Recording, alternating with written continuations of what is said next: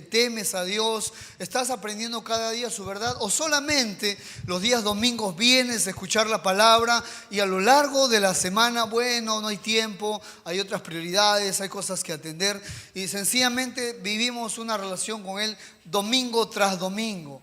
Pero Dios está interesado en que podamos estar con Él cercanamente, todos los días, diariamente. Hay aquellos que, bueno, vienen solamente a escuchar la palabra y después hasta el otro domingo sacan su Biblia por ahí que está desempolvada y vienen nuevamente el siguiente domingo. Se están perdiendo de un gran banquete, se están perdiendo de una buena relación, la mejor relación con Él, con el Señor, aprender, conocerle. Dice la Biblia que nosotros somos el buey pequeño, el buey manso, el buey menor, y Él es como un buey mayor que nos enseña, nos instruye y nos dice, mira, por aquí es el camino, mira, esta relación no te conviene, mira, de esta forma tienes que hacer las cosas.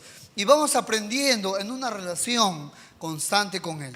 Pero también están aquellos que sí viven esta relación día a día, a cada momento. No son perfectos, pero van creciendo en sus caminos o en los caminos del Señor y van desarrollando constantemente esta relación con Él que les permite, en medio de sus relaciones con los demás, ser de influencia, ser de impacto, marcar una distinción en medio de su vida, etcétera, etcétera, etcétera. ¿Y por qué hablo tanto de estas cosas? Porque Dios está muy interesado en cómo nos relacionamos con Él. Y una de las barreras que nos impide relacionarnos con Dios tiene que ver con el pecado. Y quiero empezar a hablar un poco acerca del pecado. Por eso digo que de repente no sé si es un buen tema para hablar del Día de la Madre, hablar del pecado, pero bueno, hay que dar lo que Dios quiere, que el pueblo pueda escuchar y podamos aprender juntos. Cuando hablamos del pecado, el pecado en la cultura en la cual nos desenvolvemos puede tener diferentes conceptos. Algunas personas muy legalistas definen el pecado como lo que es bueno y lo que es malo. Esto es bueno, esto es malo, tú tienes tu verdad, la defiendes, yo tengo mi verdad, la defiendo. Y vivimos a veces, no en el mundo solamente, sino en la iglesia, un relativismo donde todos están defendiendo su verdad y están diciendo, para ti eso es malo, para mí no es malo eso. Y empezamos en medio de un legalismo y enfrascamos el pecado en lo que es bueno y lo que es malo. Otras personas dicen pecado, no, pecado es fallar a los 10 mandamientos del Señor. Si tú fallas en un mandamiento del Señor, tú has pecado y es más, te haces culpable de todo. Y enfrascas solamente el pecado a los 10 mandamientos. Pero también están aquellos que dicen, no, pecado es asesinar, pecado es matar, o pecado es adulterar, pecado es fornicar. Esos son pecados grandes, mayores. Y algunos dicen, no, pecado también es mentir, maldecir, idolatrar. Y cada uno a veces tiene su intensidad de pecado. Cuando hablamos de pecado, algunas personas tienen diferentes conceptos, como hemos visto, o diferentes formas de mirar el pecado. Pero cuando vamos a la Biblia, a la palabra del Señor, nosotros encontramos una definición muy sencilla de lo que es el pecado. Pecado, en los originales, es perder el camino, es cerrar el blanco, es no dar en el objetivo de la voluntad de Dios y de las normas que Dios ha establecido para que el ser humano se desarrolle y viva de acuerdo a aquellas normas. Eso es pecado. En otras palabras, pecado es no hacer la voluntad de Dios. Esto es pecado. Pecado en la Biblia no es el lenguaje matar, herir, de robar. Este no es el lenguaje del pecado en la Biblia. Esas son consecuencias del pecado ahora. Son ramas o son brazos del pecado. Cuando yo decido hacer mi propia voluntad y no la voluntad de Dios, tengo que saber que ya empecé a vivir en el pecado, a estar en el pecado. Y pecado es sencillamente no hacer la voluntad de Dios. Eso es pecado. Has cerrado el blanco, no le has dado en el objetivo de lo que Dios quiere, has perdido el camino, sencillamente eso tiene que ver con el pecado. Si yo tuviera aquí un vaso de leche descompuesto, perdón, está en mal estado, está descompuesto y yo me lo bebo, me lo tomo, ¿qué sucede conmigo? ¿Me ayudan? ¿Qué ocurre conmigo? Me indigesto ya, ¿algo más? ¿Qué más? Para empezar, tengo mal olor de boca, ¿no? Tomo algo descompuesto y eso es una de las cosas que tengo. Segundo, náuseas, vómitos, dolor de estómago, descomposición de mi cuerpo, etcétera, etcétera, etcétera. Así sucede, así es. Si yo como un alimento al cual soy alérgico, ¿qué sucede con mi cuerpo? Algunos se hinchan. Sufren una metamorfosis cuando comen algo que les cae mal y que no pueden comer. Otras personas se están rascando todo el día, empiezan a salir ronchas. Eso es lo que sucede con el pecado. El pecado tiene sus efectos. El pecado también tiene sus consecuencias. El pecado nos daña. El pecado ha roto desde Génesis capítulo 3. El pecado ha roto nuestras relaciones. Primero nos ha quebrado por dentro. Y por dentro estamos vacíos. Por dentro el ser humano sin Dios está roto, está deshecho, no tiene norte, vive sin sentido. Y a veces algunos viven solamente lo que el día va a dar. Bueno, lo que el día da es lo que yo vivo. Y hay personas que viven de esa forma y no se dan cuenta que esto tiene que ver mucho con el pecado. El pecado ha roto nuestras relaciones con los demás también, pero el pecado sobre todo ha roto nuestra relación con Dios. Nos ha fracturado, nos ha quebrado la relación que el ser humano tiene con Dios. Y esto es lo que hace el pecado. Yo quiero hablar un poco más del pecado, pero quiero que me acompañe a la Biblia, a un libro, a una historia, a un pueblo que vamos a revisar un poco acerca de sus pecados, acerca de sus consecuencias, acerca de la corrección que Dios le trajo y acerca del arrepentimiento que Dios estaba pidiendo a este pueblo. Y usted tiene que saber y tiene que mirar lo que sucede cuando determinamos quedarnos en el estado en el cual estamos viviendo, que tiene que ver con el pecado. Así que quiero que me acompañe por favor a Joel capítulo 1 del libro de Joel. Queremos aprender algunos principios claves que Dios nos ha dejado en este libro. Y también preguntarnos qué sucede o qué puede suceder cuando pecamos y persistimos en el pecado. ¿Hay esperanza? ¿Qué es lo que debo tener presente en medio de esta situación? El libro de Joel, capítulo 1.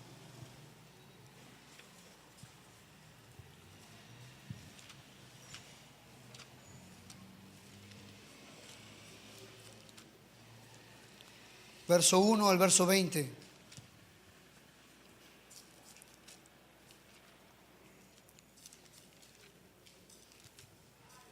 Verso 1 dice así, ¿ya lo tiene? Dice, verso 1, palabra de Jehová que vino a Joel, hijo de Petuel. Oíd esto, ancianos, y escuchad todos los moradores de la tierra. ¿Ha acontecido esto en vuestros días o en día de vuestros padres? De esto contaréis a vuestros hijos, y vuestros hijos a sus hijos, y sus hijos a la otra generación. Lo que quedó de la oruga comió el saltón, y lo que quedó del saltón comió el revoltón, y la langosta comió lo que del revoltón había quedado. Despertad borrachos y llorad, gemid todos los que bebéis vino, a causa del mosto, porque os he quitado de vuestra boca. Porque pueblo fuerte e innumerable subió a mi tierra. Sus dientes son dientes de león, sus muelas, muelas de león. Asoló mi vid, descortezó mi higuera, del todo la desnudó y derribó. Sus ramas quedaron blancas. Llora tú como joven vestida de cilicio por el marido de su juventud. Desapareció de la casa de Jehová la ofrenda y la libación. Los sacerdotes, ministros de Jehová, están en duelo o de duelo. El campo está asolado. Se enlutó la tierra porque el trigo fue destruido. Se secó el mosto, se perdió el aceite. Confundid labradores, gemid viñeros por el trigo y la cebada, porque se perdió la mies del campo. La vid está seca y pereció la higuera, el granado también, la palmera y el manzano. Todos los árboles del campo se secaron, por lo cual se extinguió el gozo de los hijos de los hombres. Ceñid y lamentad, sacerdotes, gemid, ministros del altar.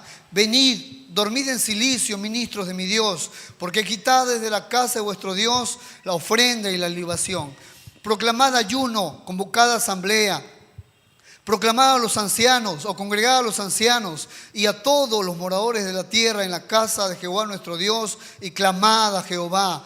Ay del día, porque cercano está el día de Jehová y vendrá como destrucción por el Todopoderoso. ¿No fue arrebatado del alimento de delante de nuestros ojos? La alegría y el placer de la casa de nuestro Dios. El grano se pudrió debajo de los terrones, los graneros fueron asolados, los alfolíes destruidos, porque se secó el trigo. ¿Cómo gimieron las bestias? ¿Cuán turbados anduvieron los hatos de los bueyes? Porque no tuvieron pastos. También fueron asolados los rebaños de las ovejas. A ti, oh Jehová, clamaré, porque fuego consumió los pastos del desierto Y llama abrazó los árboles del campo. Las bestias bramarán también a ti, porque se secaron los arroyos de las aguas y fueron consumidos. Y fuego, consumió la pradera del desierto. Algo está sucediendo en medio de toda esta porción y este pueblo, que el profeta está empezando a increparles, a hablarles, a confrontarles, que algo está pasando. Y lo que está pasando tiene ciertos efectos, no solamente en las personas, sino en la casa de Dios, en los sembríos, en los campos. La lluvia no viene, las cosechas se han perdido, el trigo, el grano, el aceite, todo esto está echándose a perder. Algo está sucediendo, algo está pasando en medio de este pueblo. Sencillo, el pueblo está en pecado. El pueblo ha transgredido la voluntad de Dios. El pueblo no está haciendo la voluntad de Dios. El pueblo ha errado el blanco, ha perdido el camino de los caminos de Dios y lo que Dios les ha trazado para ellos en medio de este tiempo. Por eso empiezan a venir ciertos efectos a todo este pueblo. Fuera bueno que cuando uno peque, uno sufra las consecuencias.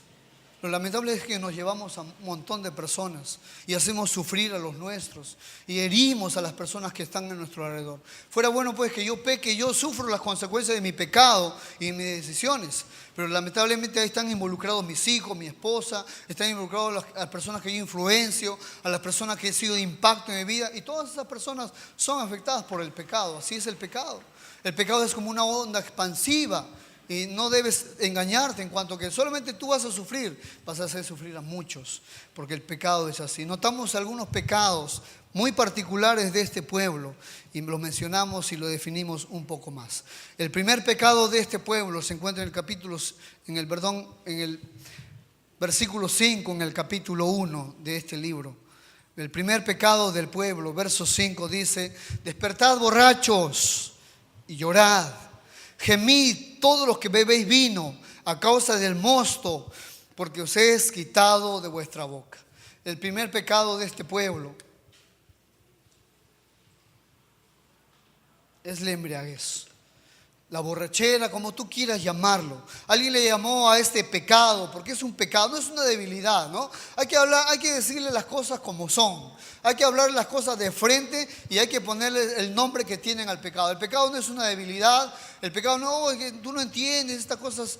Yo lucho así, por aquí, por allá. Le ponen un nombre especial a sus debilidades, a sus pecados. Son pecados. Hay que decir que el pecado es pecado y hay que llamarle de esa forma. Hay iglesias, hay líderes espirituales que dicen: no le vayas a hablar al pueblo del pecado, ¿eh? Se te van, algunos se resienten, algunos que le hablas del pecado, ¿eh? Ese hermanito que está ofrendando tanto dinero, no le vayas a hablar del pecado, ¿eh? Porque perdemos su plata, ya no está con nosotros. Y algunos líderes espirituales, lamentablemente, y algunas personas y algunas iglesias empiezan a ponerle otro nombre al pecado. Jesús dijo que es la maldad que se encuentra en el corazón de los hombres. Es esa maldad, es ese viejo hombre. Y alguien le llamó el destructor pecado del embriaguez. Solamente tengo un proverbio para esto. El vino es escarnecedor, dice. La cerveza alborotadora.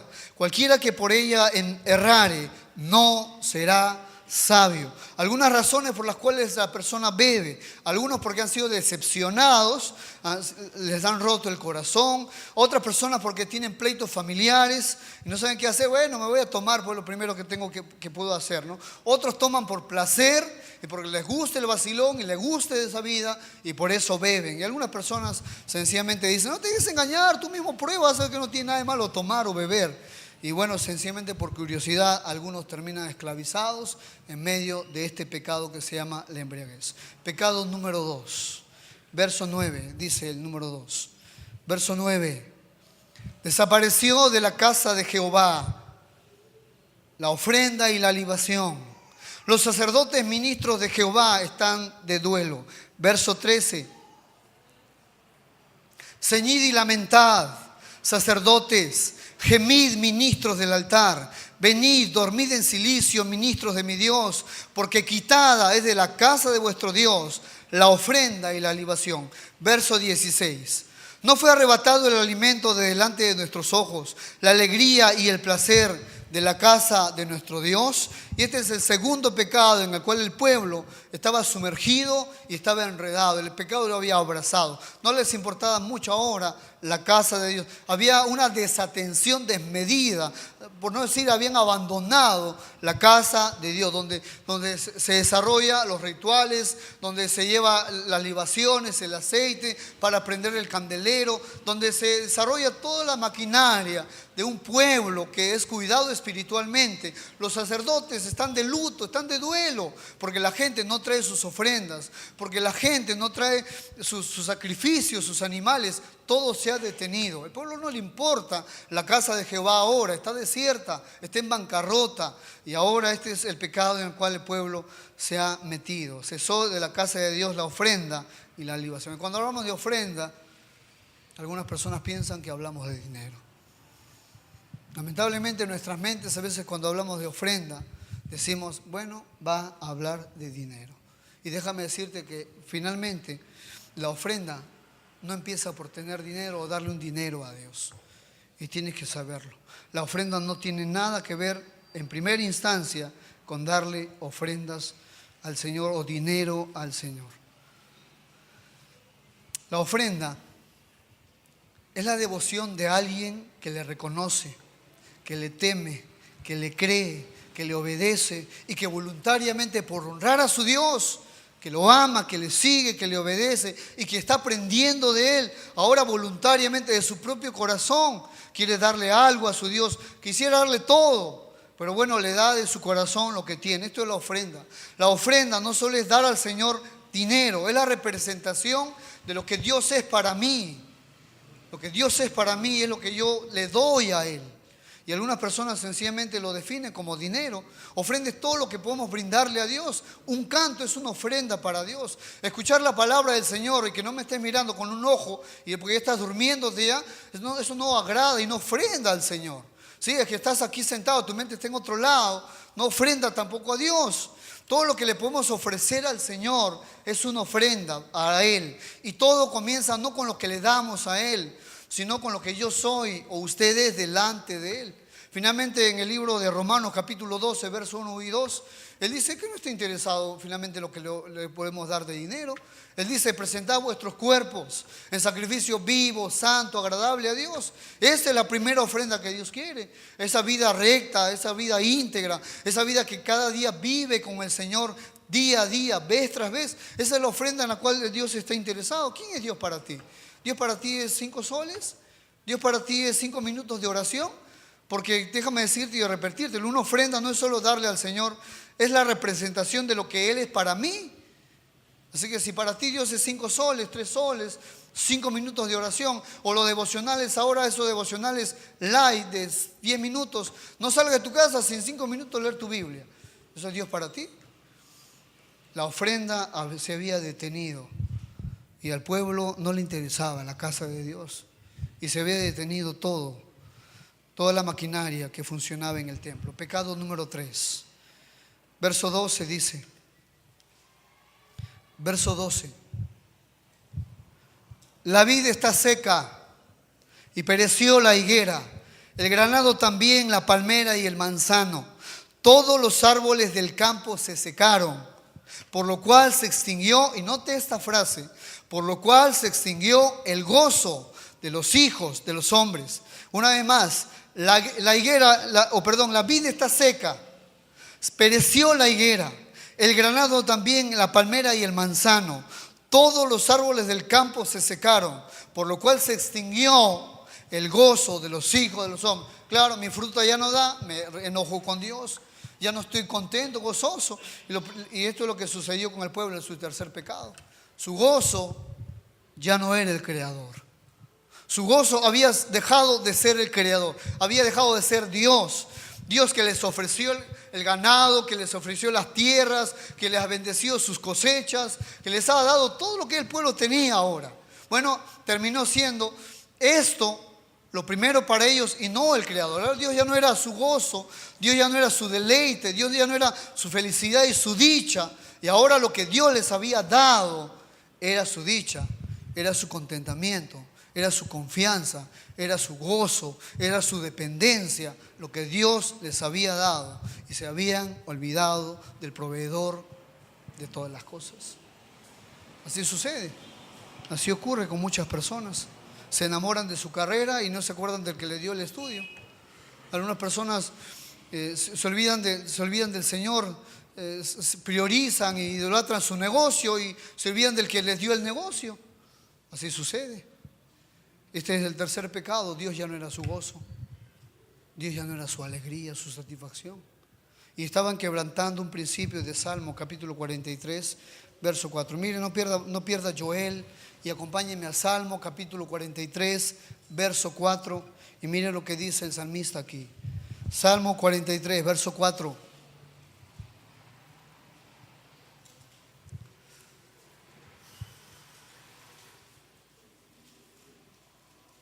Salmo 43, verso 4.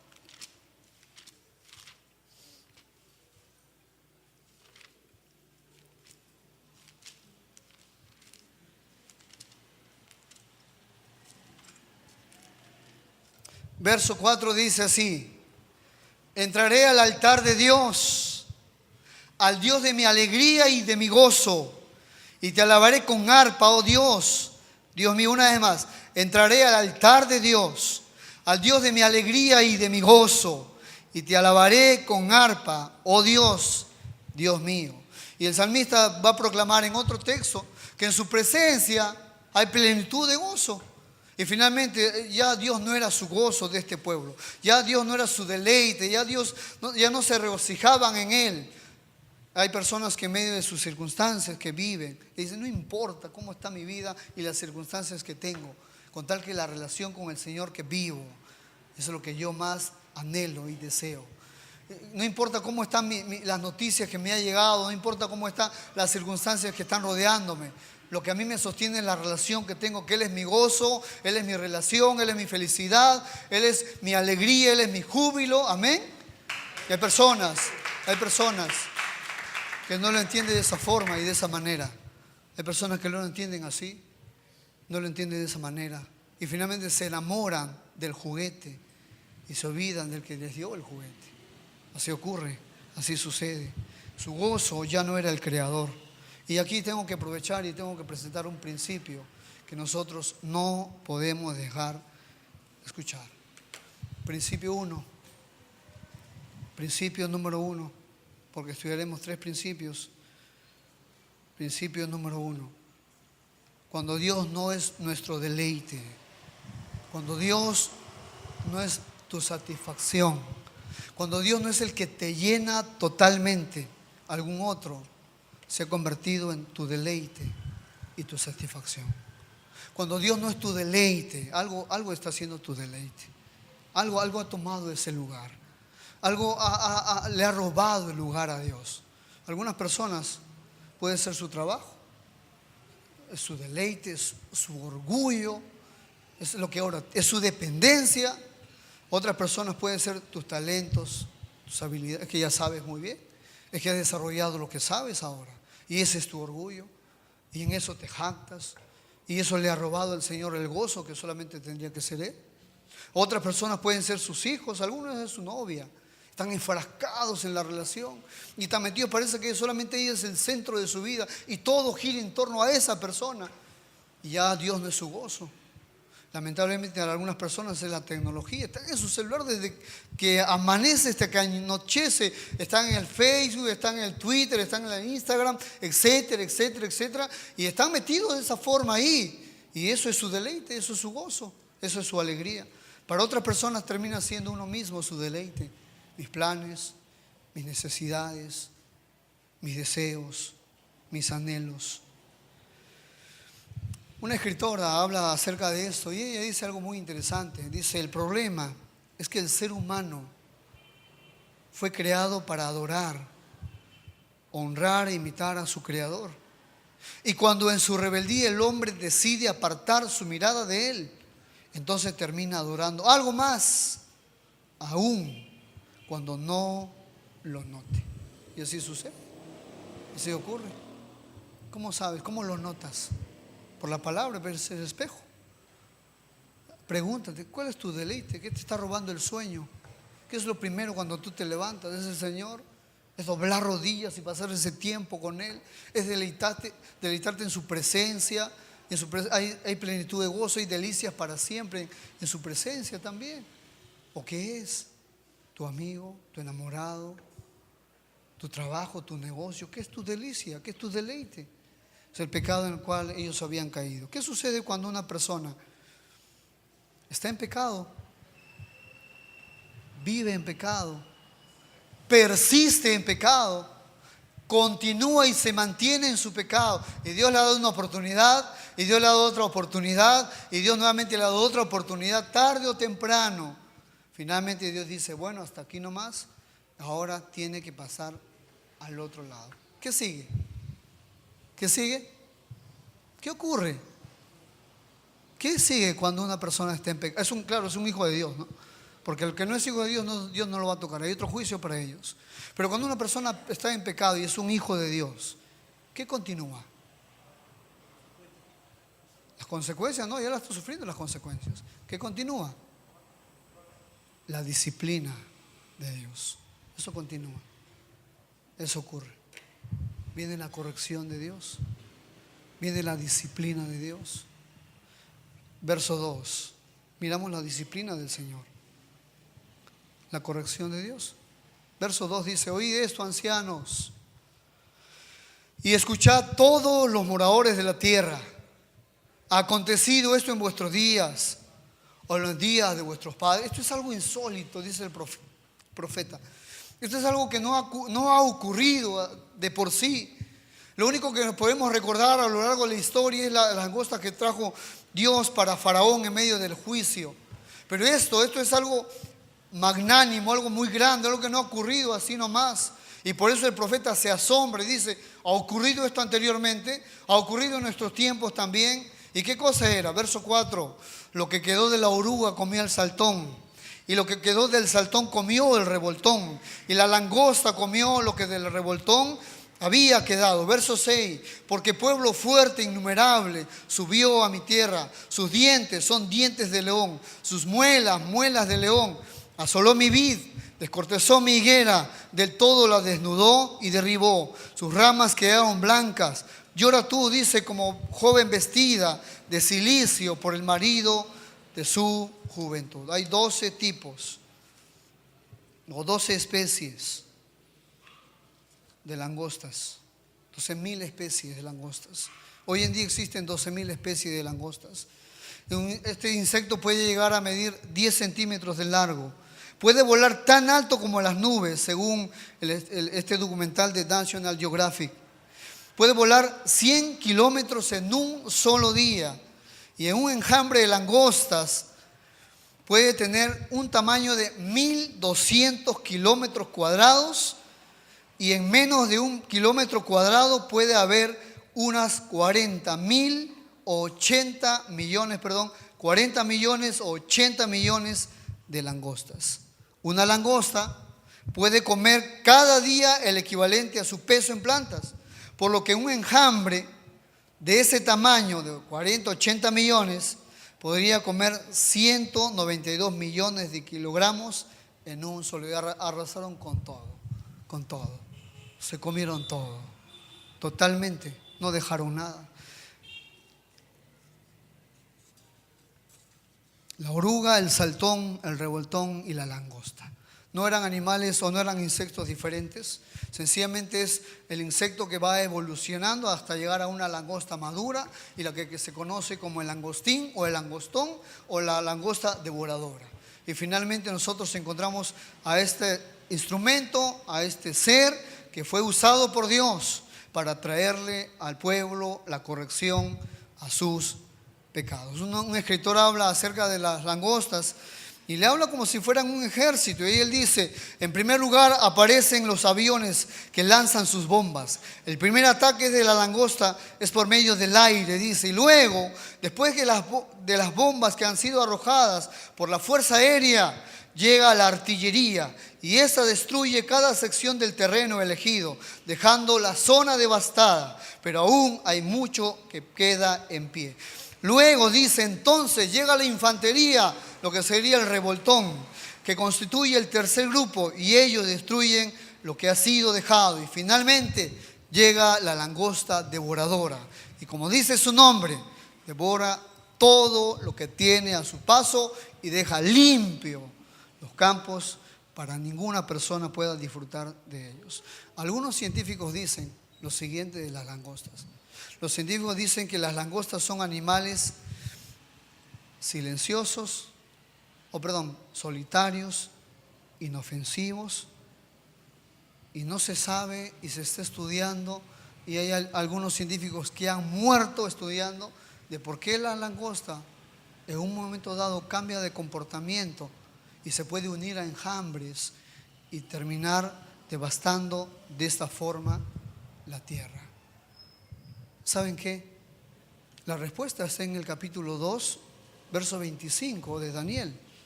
Y miren lo que es la langosta y por qué se convierte de esa forma. Capítulo 2, verso 25. Dice así. Y yo restituiré, dice, y os restituiré los años que comió la oruga, el saltón, el revoltón y la langosta. ¿Qué dice? Mi gran ejército que envié contra vosotros. Sencillo. Sencillo. Son instrumentos que Dios usa. Dios puede usar cualquier cosa. Son instrumentos que Dios usa para traer disciplina a su pueblo. ¿Puede usar otra cosa? Usó la langosta. Son ejércitos, son instrumentos, son piezas que Dios puede usar en cualquier momento que quiera, porque Dios le pertenece todo. Todo es del Señor. Bien, estamos en medio de un pueblo que ha fracasado y que están llorando en medio de todo el lugar. ¿Sabe? Nosotros tenemos un Dios que nos ama. Por eso nos disciplina. Él nos ama no porque está enojado, sino porque Él nos ama y quiere que seamos mejores y quiere corregirnos. Este es su amor también. Y en medio de esta situación Dios llama al pueblo al arrepentimiento. Dios le llama al pueblo al arrepentimiento. Pero debe saber y entender esta verdad. Antes dice el segundo principio. Dios tocará lo que más nos duele, lo que más nos afecta y lo que más amamos para corregirnos. Así es, ¿eh? Así es. Él va a tocar, si no entendemos, Él va a tocar lo que más nos duele. ¿Qué le dolía al pueblo de Israel, al pueblo judío? Sus cosechas, era un pueblo agricultor, no era un pueblo guerrero. Dios les dio donde más les dolía. Y tiene que dolerle porque si no, no entiende. Cuando yo castigo a mi pequeño, y no lo castigo generalmente mucho, pero cuando lo tengo que castigar, me ha dicho uno de mis consejeros, tienes que castigarle y tiene que sentir cuando le castiga. Tiene que dolerle cuando le castiga, porque si no, va a entender o va a pensar que esto es una broma o que esto no es serio. Entonces cuando le castigo, trato de que siente el dolor y que sepa que está siendo afectado por lo que está haciendo. Así es el castigo. Dios va a tocar lo que más nos duele, lo que más nos afecta o lo que más amamos. Tocó sus cosechas, tocó sus ganados, se envió la sequía y estaban sufriendo en medio de estas cosas. Finalmente Dios les lleva al arrepentimiento. Y eso es algo que nosotros podemos hacer hoy. Si estás en pecado, arrepiéntete, vuélvete al Señor. Capítulo 2, verso 25. Verso 12 del capítulo 2. Escogimos una pequeña porción para hablar del arrepentimiento aquí. Porque cuando el pueblo está en pecado y Dios lo disciplina para que se vuelva a Él. Lo disciplina para que se vuelva a Él, para que mire a Él. Cuando el pueblo está en pecado, Dios lo disciplina para que reaccione, para que tome conciencia y para que mire nuevamente al Creador. Por eso Dios disciplina. Verso 12 dice: por eso pues ahora, dice Jehová, convertíos a mí de todo vuestro corazón, con ayuno, lloro y lamento. Rasgad vuestro corazón y no vuestros vestidos. Y convertíos a Jehová vuestro Dios, porque misericordioso es y clemente, tardo para la ira y grande en misericordia, y que se duele del castigo. ¿Quién sabe si volverá y se arrepentirá y dejará bendición tras de él? Esto es ofrenda y libación, para Jehová vuestro Dios. Tocad trompeta en Sión, proclamad ayuno, convocad asamblea, reunid al pueblo, santificad la reunión, juntad a los ancianos, congregad a los niños y a los que maman. Salga de su cámara el novio y de su tálamo la novia. Entre la entrada y el altar lloren los sacerdotes, ministros de Jehová, y digan: perdona, oh Jehová, tu pueblo, y no entregues al oprobio tu heredad, para que las naciones se enseñoreen de ella. ¿Por qué han de decir entre ellos o entre los pueblos: ¿dónde está su Dios? Y Jehová dice: solícito por su tierra, perdonará a su pueblo. ¿Saben lo que es el arrepentimiento? El arrepentimiento está definido aquí con algunas palabras muy especiales, como por ejemplo: convertíos, dice Jehová. Esto es el arrepentimiento. Convertirse significa que voy a darle la espalda al pecado, que voy a hacer un giro de 180 grados, que voy a apartarme del pecado de una vez por todas. Pero él también habla en el verso 13: rasgad vuestro corazón. Y significa lo siguiente: tienes que de raíz sacar el pecado de tu vida, totalmente. Tienes que erradicarlo totalmente de tu vida, el pecado. Esto significa rasgad vuestro corazón. Termina con el pecado de una vez por todas de tu vida. Sácalo de raíz. Y número 3, él habla de la santidad y llama al pueblo a que vivan o a que se reúnan en santidad. Y esto tiene que ver con apartarte del pecado y alejarte del pecado. Y finalmente pide perdón. Busca el perdón de Dios. Busca la piedad de la misericordia de Dios. Porque según entiendo, este es el tercer principio que tenemos. En medio del... No importa en qué pecado podamos estar y cuánto hayamos caído, tienes que saber que tienes un Dios. Como dice aquí, el Señor es bondadoso y compasivo y tardo para enojarse. Se enoja, claro que se enoja, pero es tardo para enojarse y grande en misericordia. Verso 13 dice: rasgad vuestro corazón y no vuestros vestidos, y convertíos a Jehová vuestro Dios, porque misericordioso es y clemente, tardo para la ira, grande en misericordia, y que se duele del castigo. ¿Sabe? Termino esta enseñanza de la siguiente forma. La langosta no era lo peor que les iba a venir. No era lo peor. Todos los capítulos de Daniel hablan de un solo día que se conoce como el día de Jehová.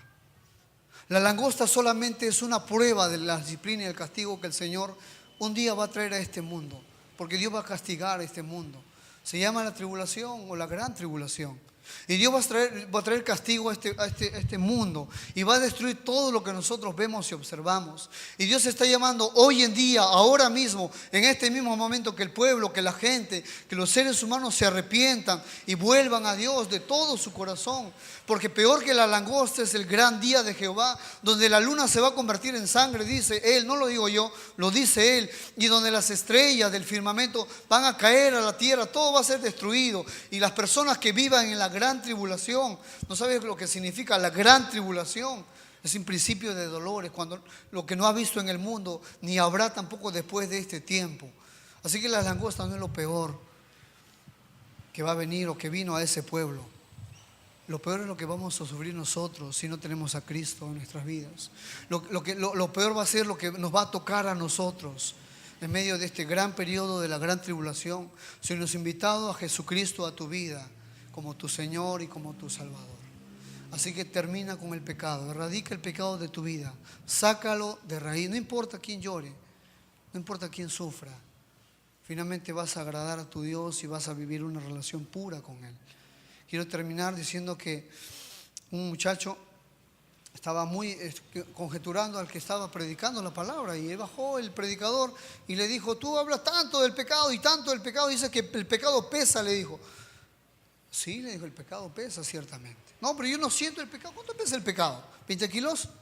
¿30 kilos? ¿40 kilos? ¿Cuánto pesa el pecado?